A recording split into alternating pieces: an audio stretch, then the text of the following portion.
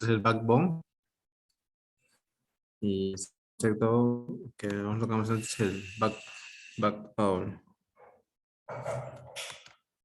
¿No?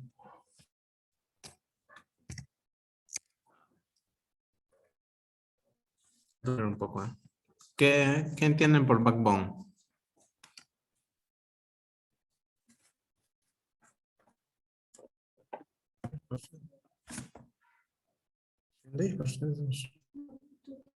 Yo me lo comí.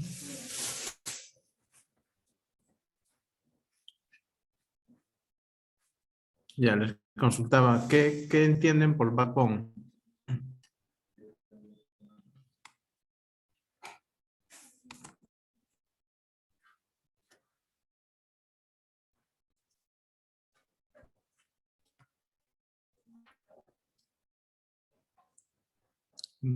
Creo que es troncal.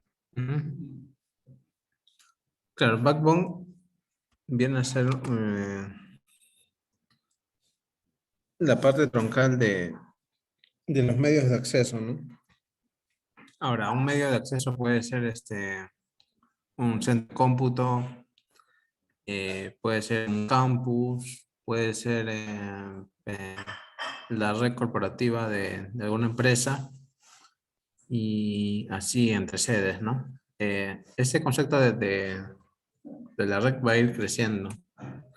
Por ejemplo, definimos backbone, es la red de transporte propiamente dicha que permite la comunicación de un core con sus respectivas redes de acceso dentro de un lugar, desde una red local a grandes regiones como continentes, ¿no? Entonces, el primer ejemplo es este, ¿no? Es una sala de cómputo en un piso, en un edificio de 4 pisos. Cada piso son áreas de trabajo computadoras que van a un switch, ¿ya? Entonces, acá deberían haber 4 switches. Luego, ahora para que se comuniquen todas estas, se ha entendido backbone. En este caso puede ser una fibra óptica o un cable Ethernet de mayor capacidad. Ok. Eh,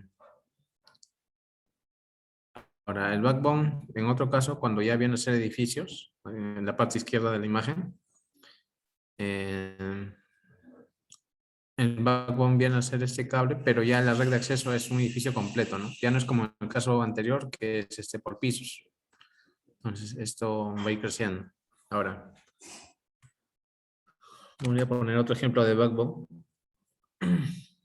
Bueno, acá está el izquierdo es el mismo caso, un poco más con colores para que se entienda. La línea verde es el backbone del edificio y la línea azul es el backbone entre edificios, ¿no? Entre sedes. Ahora, un ejemplo a mayor escala de backbone, pues pueden ser la red dorsal de fibra óptica que tiene el país, ¿no? Ya sean de las privadas de las operadoras, Movistar, Claro, Entel, Vitel, o la red nacional, ¿no? De fibra óptica. Ok. ¿Hasta ahí les queda claro el concepto de backbone o tienen alguna duda u otra opinión? Pueden activar su micro si es que desean opinar.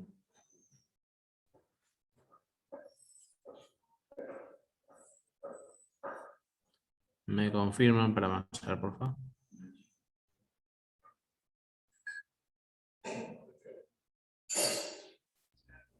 Sí, está claro. Ok.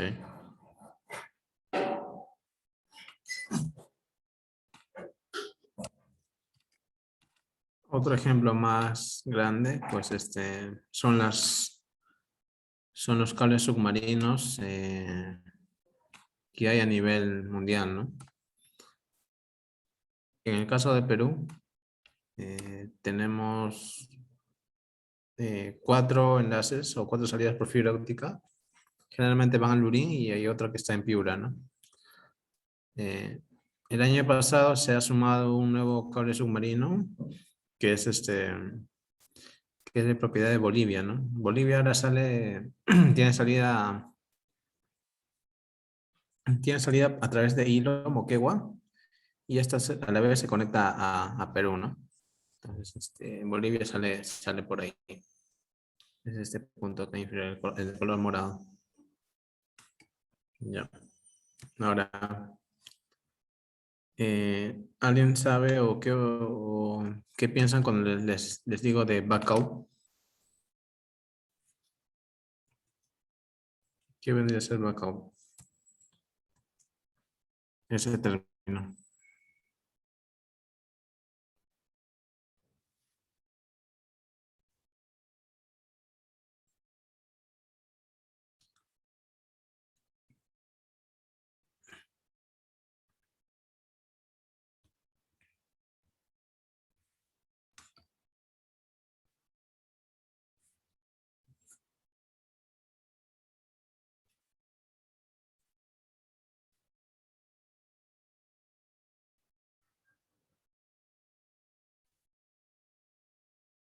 Ok, continuamos. Les estaba consultando por backout o indicándoles que tenían qué concepto tenía por backup. Bueno, los backhaul son enlaces que conectan el backbone, o sea, la red de transporte, con las redes de acceso, ¿no? Directamente. O sea, ya no hay otro intermedio, ¿no? Otro enlace intermedio, otra configuración intermedia. Conecta directo al backbone. Pueden ser enlaces inalámbricos de microondas, licenciadas o no, y no licenciadas, ¿no? Pueden ser fibra óptica o pueden ser enlaces satelitales.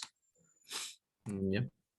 Entonces, el SAI sale a través de un enlace backbone, que es de los tres medios que acabo de comentarles. Se conecta al backbone y del backbone sale al core, ¿no?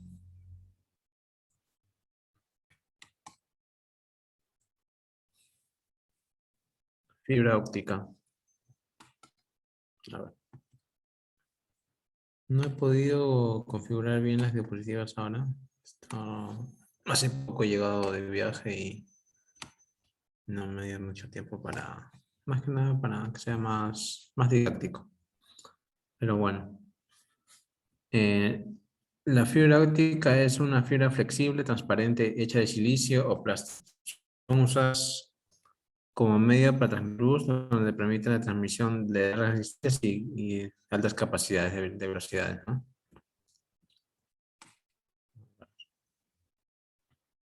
Está basado en la fibra óptica o el funcionamiento de la fibra óptica. Está basado por dos principios, ¿no? Uno es el principio de reflexión interna total, es decir, para que la luz se reflexione totalmente en el revestimiento, acá en esta imagen, está compuesto por dos partes, ¿no? El núcleo y el revestimiento. Entonces, el N2, que viene a ser el índice de reflexión del revestimiento, tiene que ser mucho mayor que el índice de reflexión del núcleo, ¿no? O del vidrio o del plástico, que es N1, para que ya no pueda refractar y toda esa potencia se refleje. ¿Ok? Entonces, el principio de reflexión interna total indica que reflexión interna total es el fenómeno que se produce cuando un rayo de luz, atravesando un medio de índice de reflexión n más grande que el índice de reflexión en el que ésta se encuentra, se refracta de tal modo que no es capaz de atravesar la superficie entre ambos medios, reflejándose completamente. En la parte de abajo se indica gráficamente eso, ¿no? Hay dos materiales, un revestimiento y el vidrio o plástico, que viene a ser N1. Entonces, se le da un ángulo de funcionamiento, pero al ángulo θ1, digamos, aún hay refracción, se refleja con el ángulo θ2, pero se le lleva esto al θ límite, o el ángulo en la que ya no se va a reflectar más, ¿correcto? Y entonces ya no se escapa la luz, se va a través de la película que se forma en estos dos materiales, ¿no? Y ya un ángulo mayor a pues genera reflexiones totales, ¿no? Ahora, ¿cómo saber ese ángulo? Acá viene a ser el principio de Snell. Indica que el seno del ángulo límite es igual a es igual a la división de ambos índices de refracción, ¿no? Puede ser que acá me he confundido, debe ser N1 entre N2 al revés. Ahí lo voy a chequear. Pero esos dos son los principios de funcionamiento de la fibra óptica. ¿Hasta ahí tienen alguna pregunta o todo claro?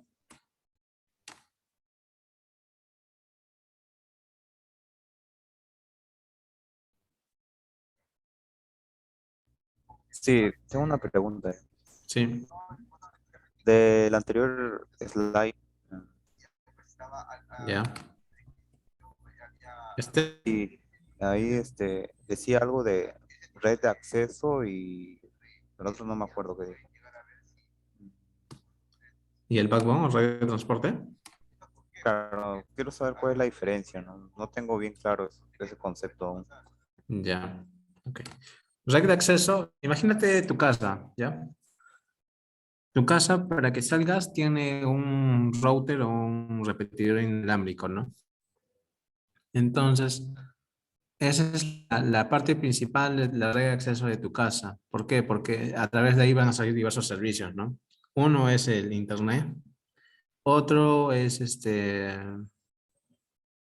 si pones por ahí un servidor web, digamos que tengas la facultad de poner un servidor web y esa tenga, pueda atravesar una IP pública, vas a lanzar un servicio de web, ¿no? Y así diversas aplicaciones. Entonces, la red de acceso lo que contiene son aplicaciones. En el caso de móviles, las aplicaciones vienen a ser la cobertura 2G, cobertura 3G, cobertura 4G y otros que vienen a ser alarmas de los gabinetes.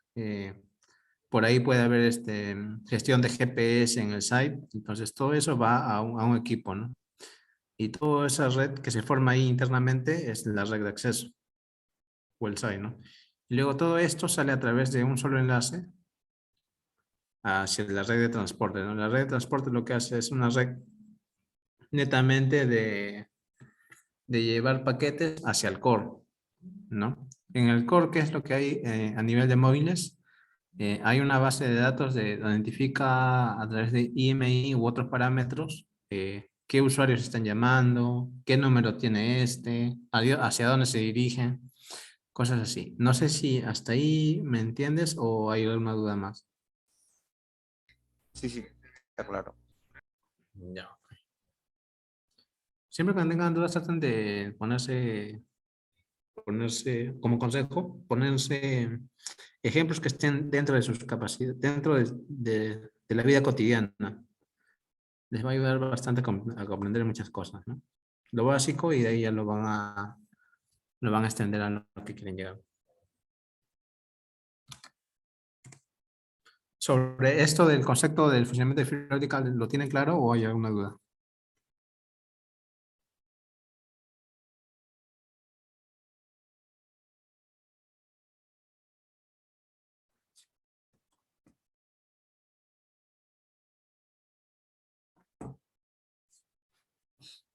Bien.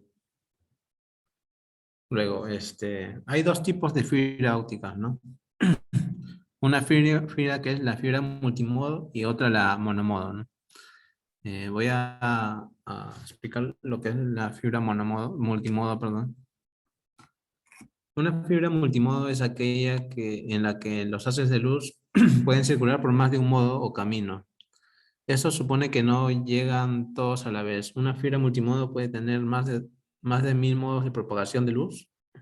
Las fibras multimodo se usan comúnmente en aplicaciones de corta distancia, menores a 2 kilómetros. Es simple de diseñar y económico, ¿no? Entonces, les explicaba anteriormente que la reflexión, ¿no? Reflexión total, con un solo, bueno, en el ejemplo de arriba indicaba solamente un haz, pero en ese caso, por la fibra multimodo es capaz de recibir varios modos, ¿no? Como se muestra en la imagen. Indican que es capaz de recibir hasta 1000 o 2000, hasta 1000 modos, ¿no? Más de 2000 modos. Luego de ese tipo hay dos, un OM1 que le llaman, donde su núcleo es de 62.5 micras y su revestimiento es de 125 micras. Y un OM3, un OM2, perdón, un OM3, OM4 o OM5, donde el núcleo es menor, que es de 50 micras. El revestimiento sigue siendo el mismo. Ok. Acá hay una tabla de fibras multimodo. Indican, pues, ¿no? Por cada tipo de OM, indican la longitud de onda en la que trabajan o las que pueden soportar, la atenuación máxima, la longitud de ancha de banda modal y la longitud de ancha de banda modal efectivo, ¿no? En el caso se da el dato para pues, los diseños. Ya sí, ¿no? Por ejemplo, para el OM5 se usa ventanas de 850, 953 y 1300, ¿no? Sus atenuaciones son de 3 dB por kilómetro, 2.3 dB por kilómetro y 1,5 dB por kilómetro. Y su longitud de ancho de banda modal mínimo es de 3500, 1850 y 500.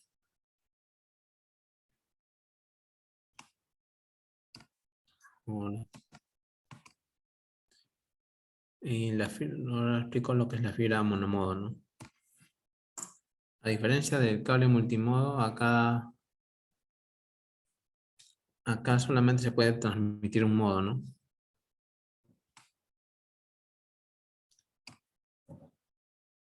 Esto significa, o se va a significar que no hay interferencias ni solapamientos entre las distintas longitudes de onda de luz que pudieran distorsionar los datos a grandes distancias, como ocurre con el cable multimodo, ¿no?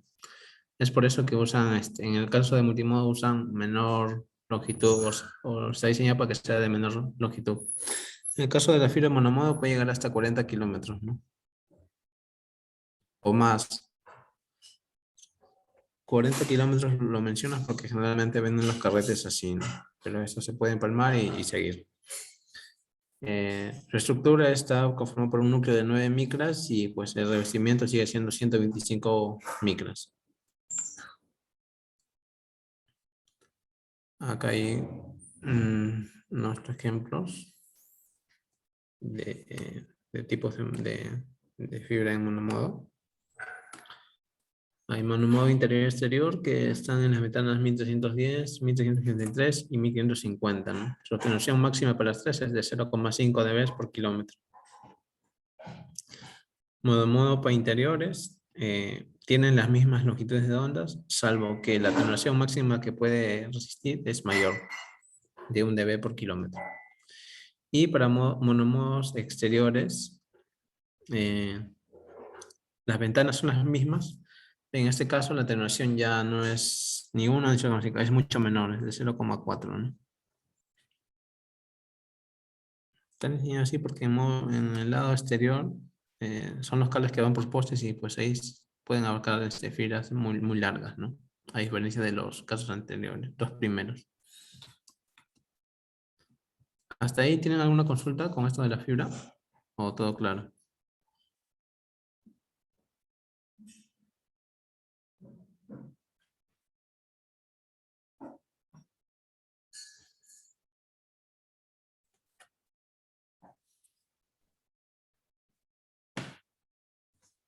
Buenas noches.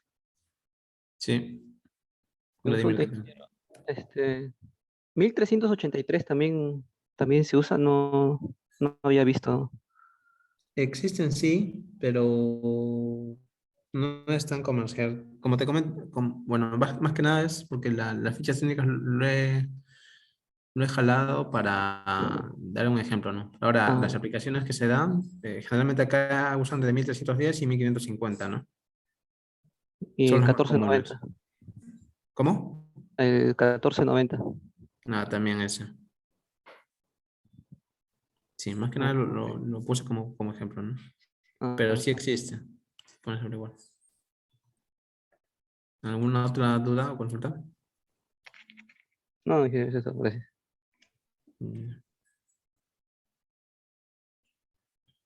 Mm, continuamos. Enlaces inalámbricos, ¿no? Eh, la comunicación inalámbrica o sin cables es aquella en la que la comunicación, ya sea del lado emisor y receptor, no se encuentra unida por un medio de propagación físico, sino que se usan ondas electromagnéticas que van a viajar a través del espacio, ¿no? O del aire. Para esto se usa el principio de Fresnel para hacer los diseños. En la imagen ven, un lado va a ser emisor y el otro receptor, ¿no? Hay unas antenas que actualmente tienen línea de vista y hay un concepto ahí llamado zona de Fresnel, ¿no? Entonces, la zona de Fresnel indica que es el área, el área, en la cual puede soportar ciertos obstáculos y para que se mantenga igual la comunicación, ¿no? Definen un D1, D2, un R1 y un R2. Todo esto es en la intersección donde se presenta el obstáculo más alto, ¿no? Que en este caso está formado por un árbol, ¿ok? Entonces, viene acá la FN, ¿no? Que viene a ser a ver, ¿cómo explico? El radio de esa elipse, ¿no? Que está definido por N, que viene a ser, N puede ser de 1, 2, 3, 4, dependiendo qué zona de Fresnel pongan, ¿no? Si N es 1 es la zona 1, si ponen 2 es la zona 2, ¿ok? De longitud de onda, vamos a definir que la antena está trabajando, no sé, a 7 GHz o 23 GHz, ¿no? Entonces, se saca la longitud de longitud de onda de esa frecuencia. Se determina un D1 y un D2 en función del obstáculo. Ok. Y bueno, esto se lleva después o en resumen, mejor dicho, la fórmula segunda es cuando n es 1, ¿no? Entonces, le sale que ese foco va a ser 8.656 por la raíz de la distancia en kilómetros entre la frecuencia, ¿no? Y luego que el R2, o sea, del eje a la altura del obstáculo, tiene que ser la sexta parte del R1, ¿no? ¿Esto por qué? Porque pueden haber árboles altos que entonces se manda ahí a talar o a podar, ¿no? A hacer algo. Lo mismo con edificios, ¿no? Si hay un edificio un poco alto que sobrepasa esos márgenes, pues se manda a cambiar de dirección, ¿no? O se usa otros métodos a través de reflexión para que pueda llegar la señal por el enlace. ¿Alguna consulta en este lado o les queda claro?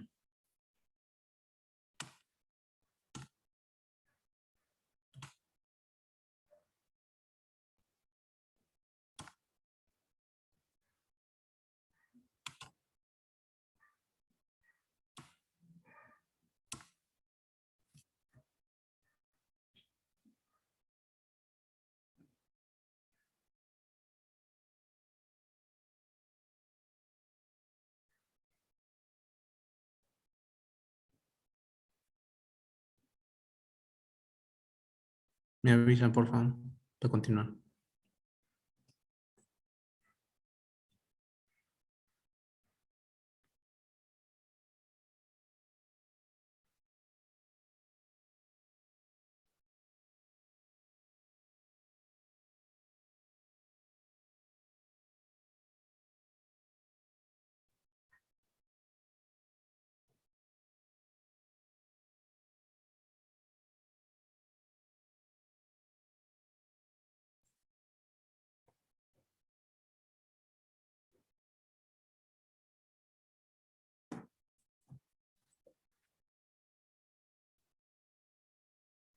Ok.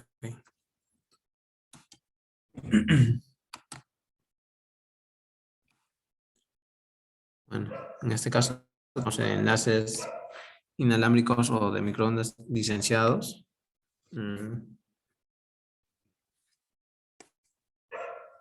Son frecuencias en las cuales se debe pagar al MTC o al ministerio o al ente regulador encargado de un estado por el uso que se brinde en estas frecuencias, ¿no?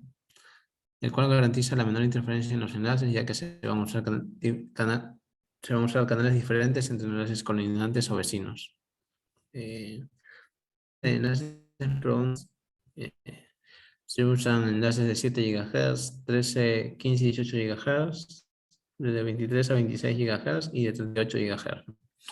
Diferencias, más que nada es el tema de alcance, ¿no? A menor frecuencia, mayor alcance. Por ejemplo, si usas enlaces de 23 a 26 GHz, pues puedes llegar hasta 6 kilómetros, ¿no? Entre enlaces. Si usas de 7 GHz, pues puedes llegar hasta 60 y así. Eso, el uso va a ir determinado de acuerdo al alcance que quieres. ¿Okay? Beneficios. Se tiene menor probabilidad de interferencia. Se lleva un orden para el canalizado, para los canales que se van a usar, para que no haya interferencias. Se tienen niveles de potencia regulados y no se tiene interferencias de redes con redes inalámbricas domésticas, ¿no? Ya. Y ahora ¿qué tienen qué les viene a la mente cuando les digo enlaces inalámbricos no licenciados? O si pueden dar un ejemplo de enlace inalámbrico no licenciado, o dónde se usa esa frecuencia.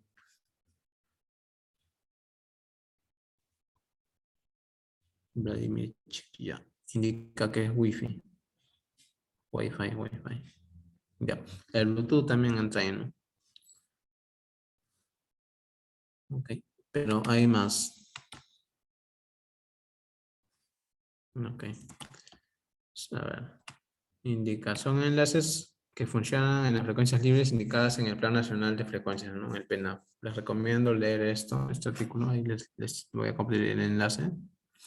Porque están en el PNAF y le den una chequeada, ¿no? Ahí indican, de acuerdo a qué sector se dedican, qué frecuencias pueden usar, ¿no? Por ejemplo, si se encuentran haciendo proyectos para barcos, para radares, ahí son las frecuencias más bajas, ¿no? Porque tienen mucho mayor alcance. Si van a usar radios servicios de radio troncalizados, les van a mandar frecuencias en VHF, ¿no? De 150 GHz. Cuando me refiero a radio troncalizado, pues son esas radios que usan las municipalidades para comunicarse con sus bases, ese tipo de servicios, ¿no? Las minas también lo usan.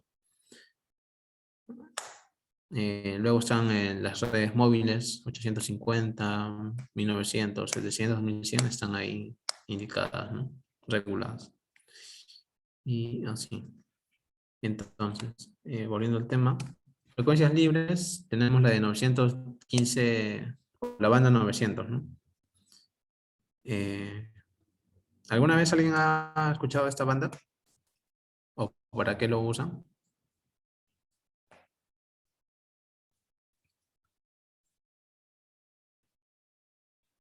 ¿Pero tú has escuchado la banda 900, pero en libre? Intercomunicador. Nixon, ¿puedes explicarnos un poco más? Walkie-talkie. Ah, ok. Walkie-talkie en banda 900, no he visto, ¿no? He visto en bandas de 100 GHz, de 100 MHz, perdón, pero es licenciado. Ya, mira, la banda 900 que he visto que estoy usando es para hacer enlaces con antenas Yagis para las estaciones de Sedapal. Ok. Entonces, Sedapal tiene un sistema remoto en el cual hay un sistema SCADA y se manda esos valores a, a sus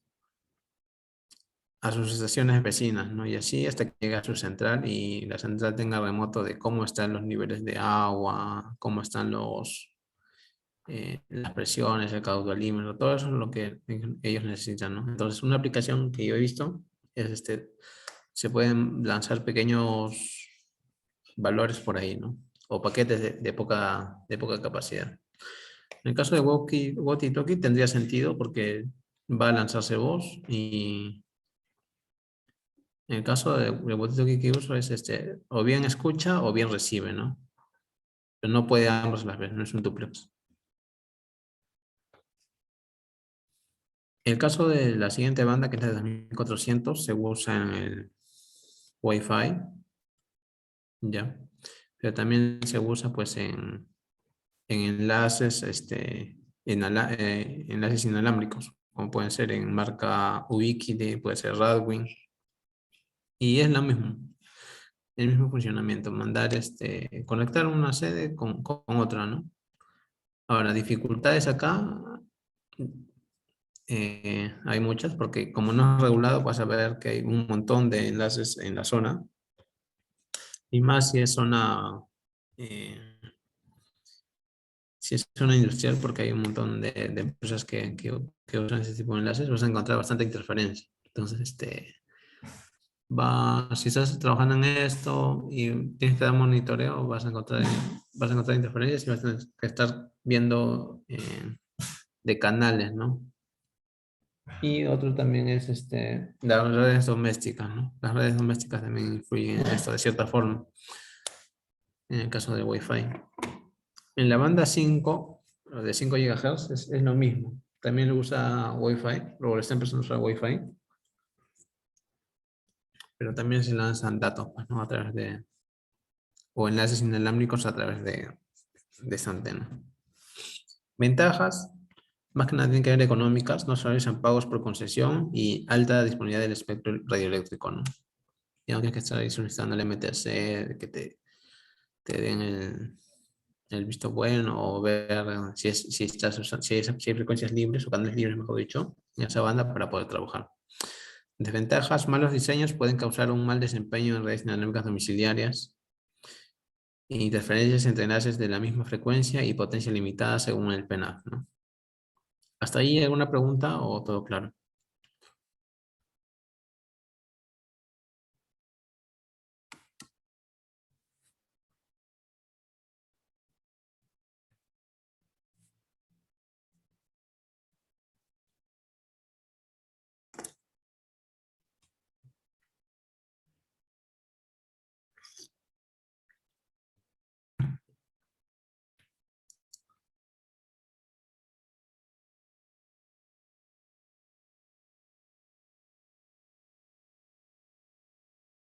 ¿Nada?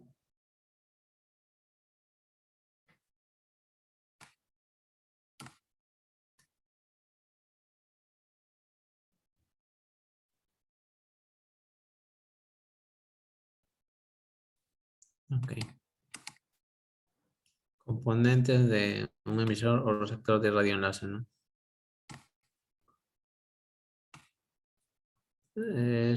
Por ambos lados es lo mismo, ¿no? La antena es una antena parabólica. Va a depender el diámetro depende de la capacidad o la distancia que quieren llegar, ¿no? Ahora, esta antena está conectada a un ODU. ¿Qué entienden por ODU?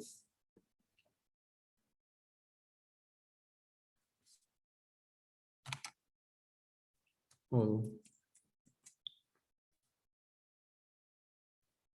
¿Qué es este dispositivo que está detrás de la antena y arriba de lo que viene puede ser el IDU, ¿no? Que parece un switch.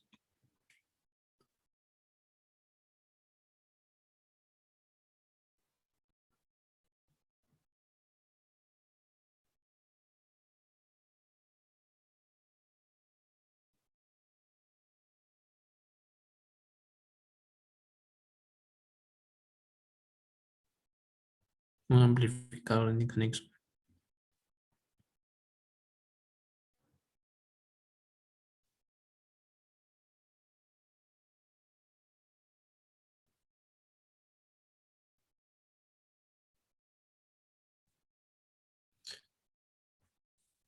Mm, Más que un amplificador, básicamente es una guía de onda que hace pues la conversión o un transductor que hace la conversión de la señal eléctrica a onda electromagnética, ¿no? Y ya con la antena, pues sale más amplio hablando de electromagnética. Y como sabrán, en los radioenlaces con las microondas se usan polarizaciones, ¿no? Tanto vertical u horizontal. ¿Ok? Entonces, este dispositivo está encargado de definir, ¿no? Si vaya a estar en polarización vertical o horizontal. Y lo que también comentaba era de que va a ser un transductor, se va a convertir la señal eléctrica a onda electromagnética, ¿no? Esa es básicamente la función del ODU. Y de IDU,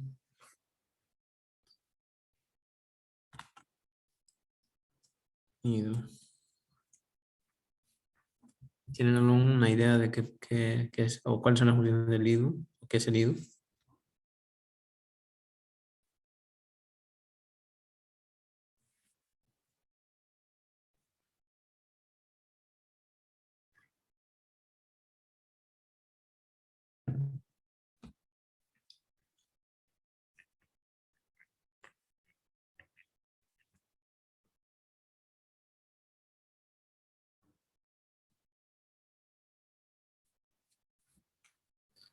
Claro, el IDU se encarga de modular y de demodular para que la señal, ya sea que se va a enviar, la modula, o si se recibe, se demodula, lo que le pasa a banda base, ¿no? Entre otras funciones, pues es el equipo que se conecta al router de nuestra red de acceso, ¿no? A un router de acceso, y luego el otro router de acceso va a conectarse a los diversos servicios que tiene la estación, ¿no? Eso es lo que hace el IDU.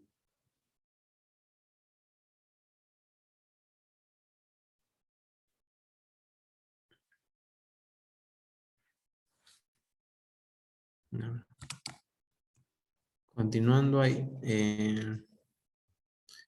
hay un concepto que se llama XPIC. En castellano significa cancelación de interferencia por polarización cruzada. Se usa más que nada en configuraciones 2 más 0. ¿Qué quiere decir esto? Que se van, así como les explicaba, en el caso anterior había una ODU, en este caso hay dos, ¿no? Una ODU está en polarización vertical y la otra ODU está en polarización horizontal, ¿ok? ¿Para qué se hace esto? Se hace para duplicar la capacidad del enlace, ¿no?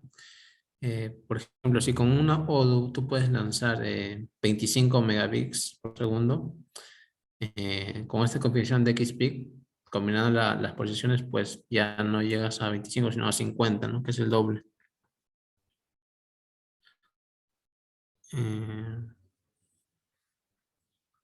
bueno, el XP como hardware, como equipamiento, es este dispositivo que está acá en la parte derecha de la antena, la parte derecha de la imagen, perdón. En la parte posterior hay un pequeño dispositivo, ¿no? Que parece un combinador, ¿no? Que va a cada uno. Entonces, ahí es donde se configura el XP y esto sale, pues, ¿no? Sí. Bueno. Ujú.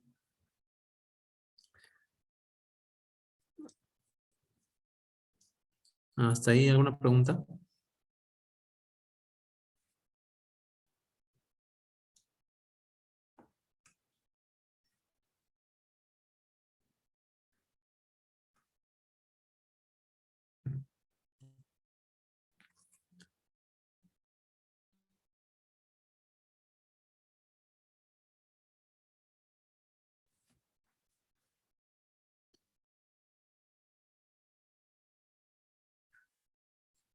Vladimir, ¿hasta ahí alguna pregunta o todo claro?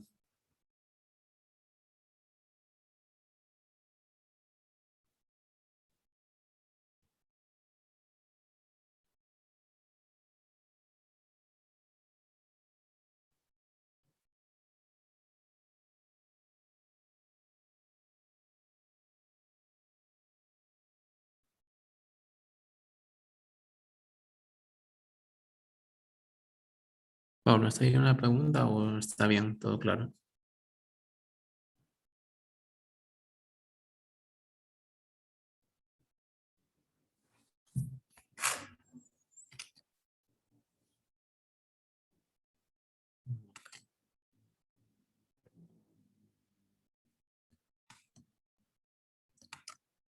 Continuando, el siguiente backhaul serían los enlaces satelitales. La conexión a Internet o vía satelital es un método de conexión a Internet utilizando como medio de enlace un satélite. Es un sistema recomendado de acceso en aquellos lugares donde no llega el cable o la telefonía, como zonas rurales o alejadas, ¿no? Como se aprecia en la imagen, en la parte derecha hay estaciones remotas o redes de acceso que se conectan a un satélite, ¿no? Sí, el concepto de toda comunicación dinámica es que debe haber dos frecuencias, ¿no? Digamos que la azul es para transmisión y la roja para recepción, ¿no? Todo esto a un satélite y luego esto baja a un core del ICPS satelital, el cual ya estos se conectan a internet, ¿no? Y así es como salen a internet. O a la red de algún operador, ¿no?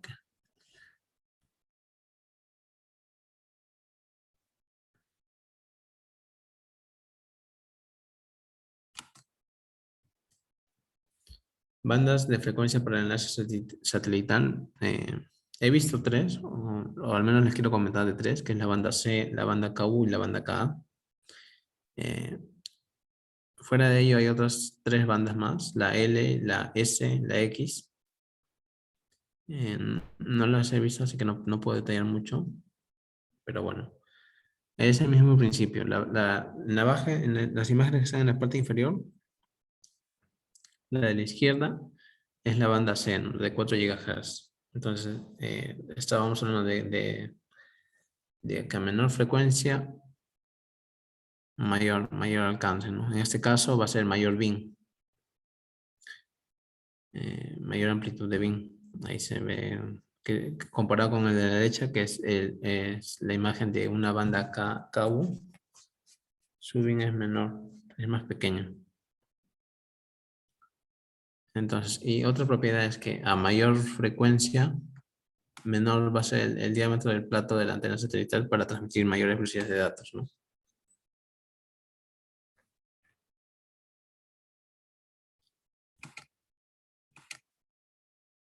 Principio de operación. Es similar al de las enlaces de las microondas. En lugar de usar un ODU, lo que usa es un LNB, ¿no? ¿Qué es lo que hace? Toda señal eléctrica que llega al LNB, que se va a colocar acá en el foco de la antena parabólica, todas las va a dirigir al foco y todas pues van a salirnos la dirección, ¿no? Hacia el satélite. Entonces su función es uno comunicar, apuntar el foco y otra hacer la transducción entre onda electromagnética y señal eléctrica.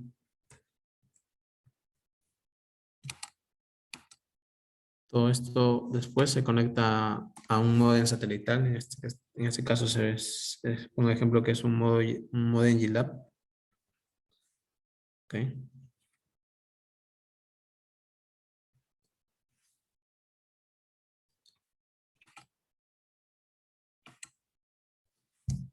Parámetros básicos a considerar para cuando se va a hacer la comunicación hacia el satélite. Son tres o cuatro mejor. Uno es el azimut. Se tiene que definir a qué azimut va a apuntar la antena. El ángulo de elevación. El ángulo de elevación del foco. Y el til, ¿no? El til va a ser el ángulo de inclinación de la antena. En este caso son tres parámetros por ese lado.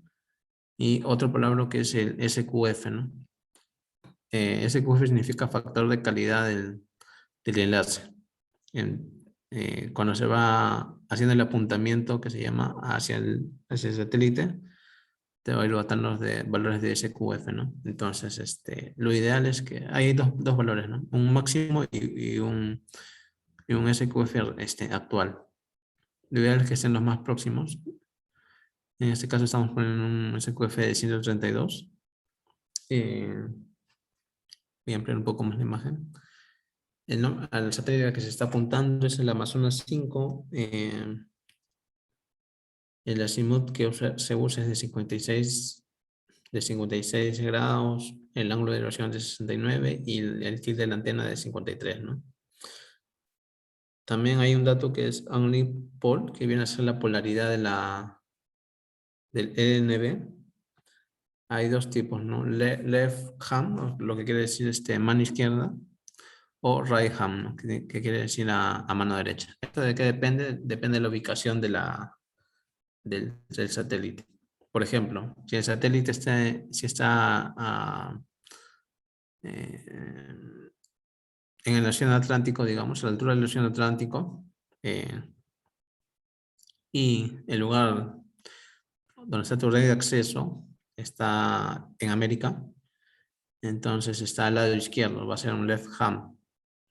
Pero por otro lado, si estuviese al lado de Europa, digamos, sería un right hand. Pero esto depende de cómo sea, la trayectoria del satélite, ¿no? Porque estoy suponiendo, para ser un poco explícito, estoy suponiendo que es paralelo al de 0 grados, ¿no? A Greenwich. Esto puede variar, ¿no? No necesariamente no va en esa dirección, puede un poco más a la izquierda, un poco más a la derecha. O en otro grado, ¿no? ¿Hasta ahí una pregunta con eso? ¿O todo claro?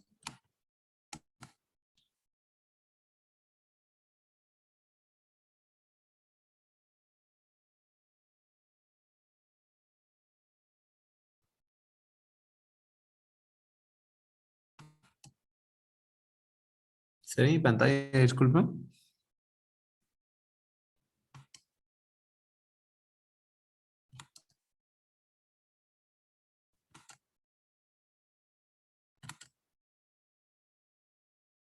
Ok.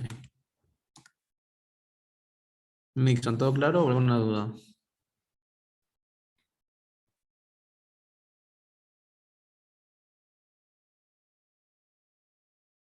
Ok.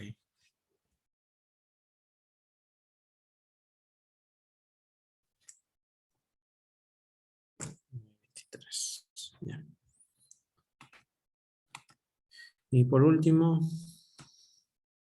es esto, ¿no? El router de acceso.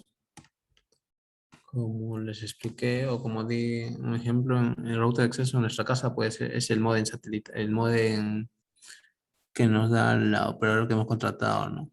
Que puede ser por fibra óptica, puede ser por Ethernet, por HFC, no sé, el que ustedes tengan. Eh,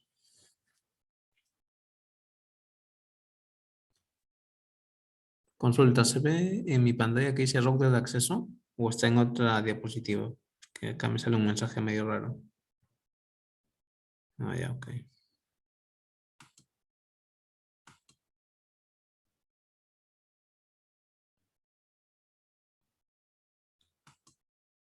Ahora, ¿se ve?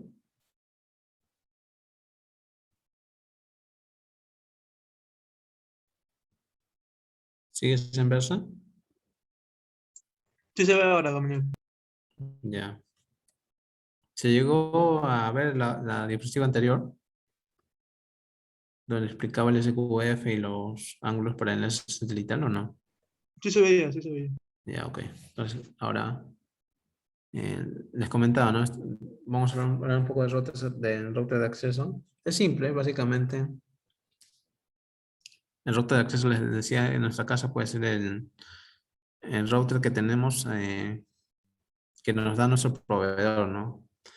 Ahora, su salida puede ser por HFC, fibra óptica, cable Ethernet, puede ser un WIS, puede ser un modem celular, no sé. Pero al final todo eso va a conectar a nuestros dispositivos en casa, ¿no? Ya sea por Wi-Fi o ya sea por cable Ethernet. En este caso, en la estación, como les comentaba, estoy poniendo por acá en la mano izquierda un 2G, un 4G, digamos, en marca Huawei. y el del medio es un 3G y el de su derecha un 2G, ¿no? Imaginemos así. Y además de eso hay otros servicios, ¿no?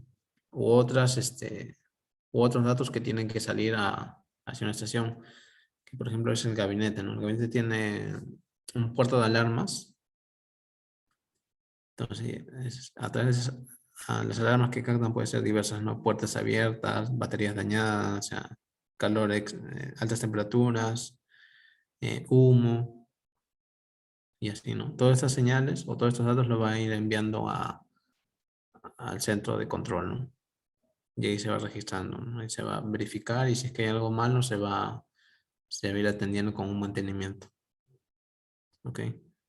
Entonces, es simple, ¿no? Luego de esto, todo esto va a salir a una red, que puede ser una bandeja de fibra óptica en las estaciones.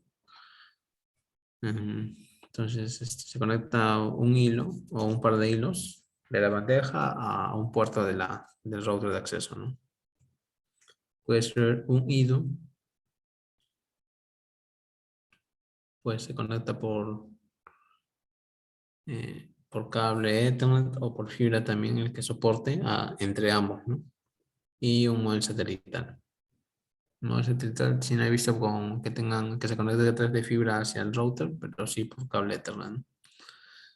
Y así pues se logra salir a la red del operador o hacia internet. Básicamente eso es eh, en teoría y a grandes rasgos lo que se usa como medio de transporte para conexión a los sites. Y eso también sería todo por este capítulo. No sé si tienen alguna duda o consulta. ¿O todo bien?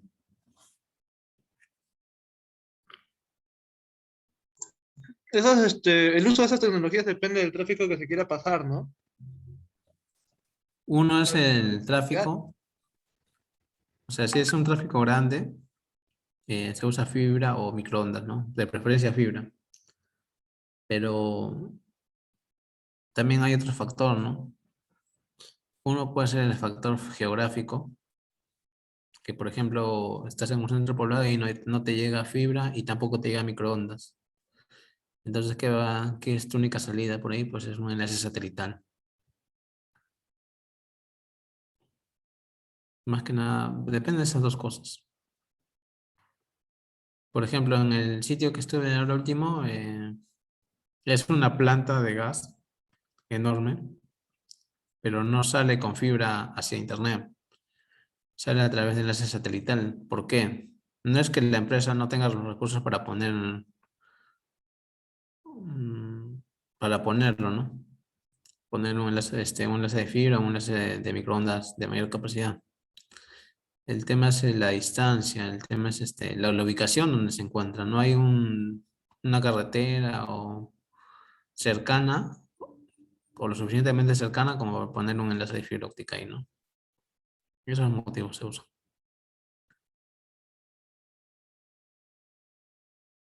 ¿Alguna otra consulta?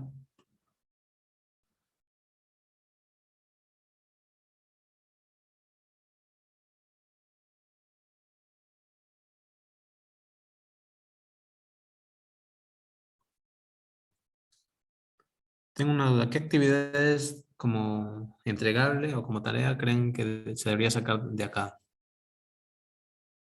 Yo aún estoy pensándolo. ¿Qué les puedo dejar para la siguiente semana, ¿no? Pero ustedes, ¿qué creen que se podría hacer?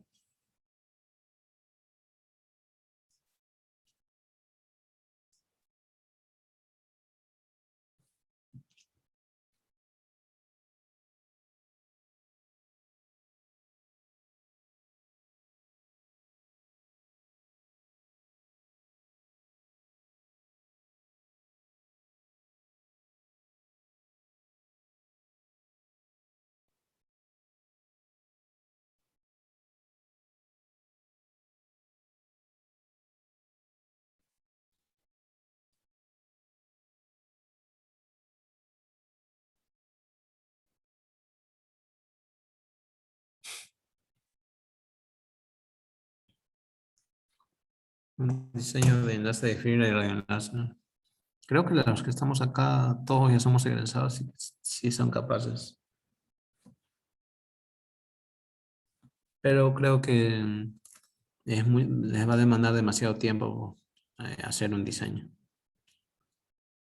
¿O qué opinan?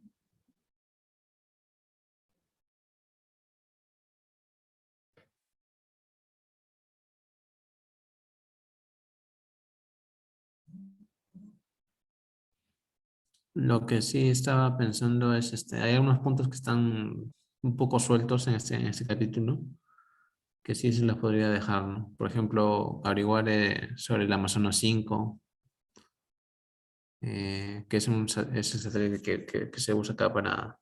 Uno de los satélites, no es el único, ¿no? Uno de los satélites que se usa para salir a internet en algunos lugares, ¿no?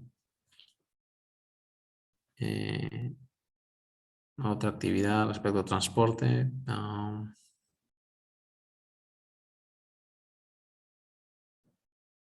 No sé si han escuchado enlaces de 1 gigabit por segundo a nivel de microondas. ¿Tú has escuchado, Pablo? Sí, en la Backbone, eso es en Loreto. Mm, ya pues.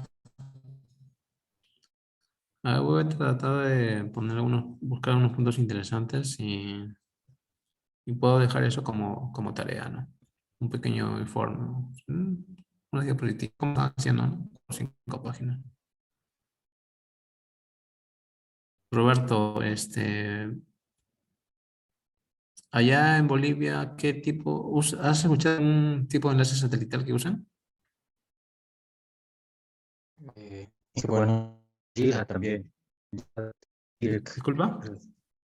Gilat y ID que he visto en las satelitales.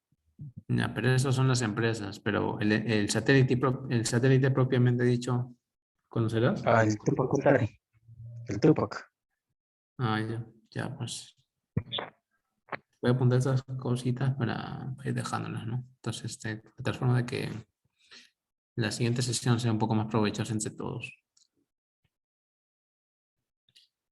Mm, ya voy a pensar un poco en una más o dos más y se las voy a dejar. Va a ser una tarea teórica, ¿no? De investigación más que nada.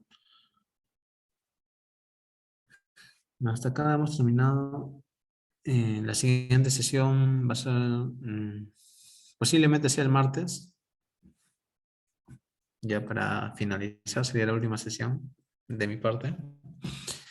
Eh, Luego, la próxima semana voy a salir nuevamente, pero estoy regresando ¿cuándo regreso? No sé.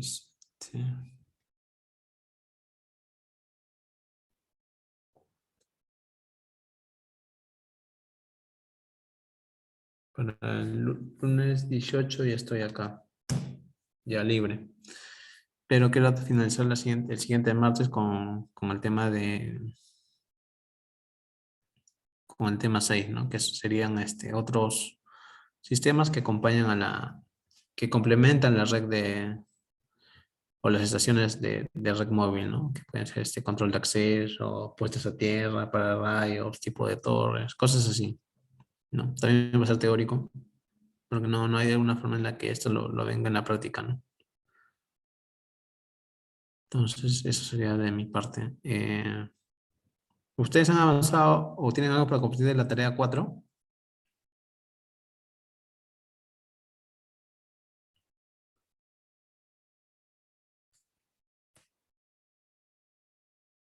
Vladimir, Pablo, ¿y ahora vas a avanzar en esa parte? Diego, tú también.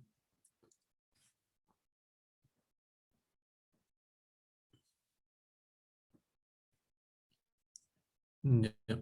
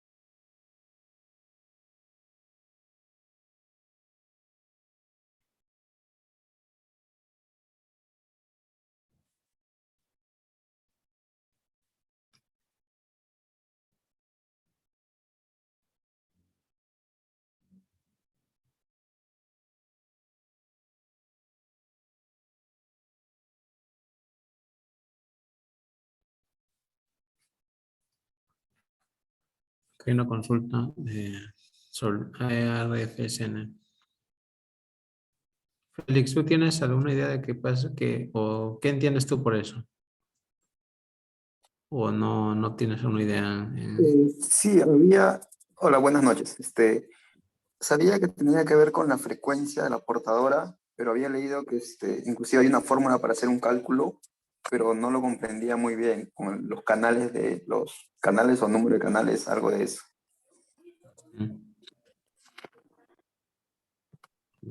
Ya.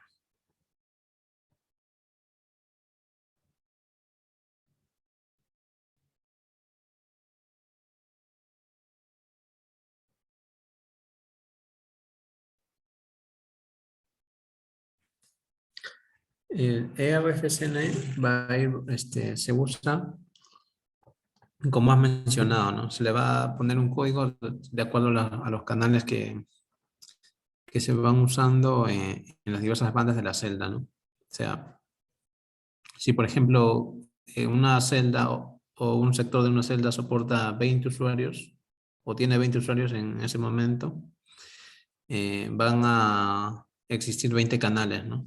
Diferentes. Algunos más de reserva porque puede soportar más usuarios, ¿no? Entonces, lo que hace esto es ponerle un código por cada canal, ¿no? No necesariamente en 4G, también puede ser en 3G y 2G. Es básicamente una denominación. Ahora, si me consultas por el algoritmo que llega a usar la banda base, pues no, sinceramente no lo tengo ahorita. No estoy, eso tiene que ver un poco más con el tema de core que de acceso, por eso no lo tengo muy claro. Me disculpas por esa parte, Félix. Pero es en sí lo que tú comentas, ¿no?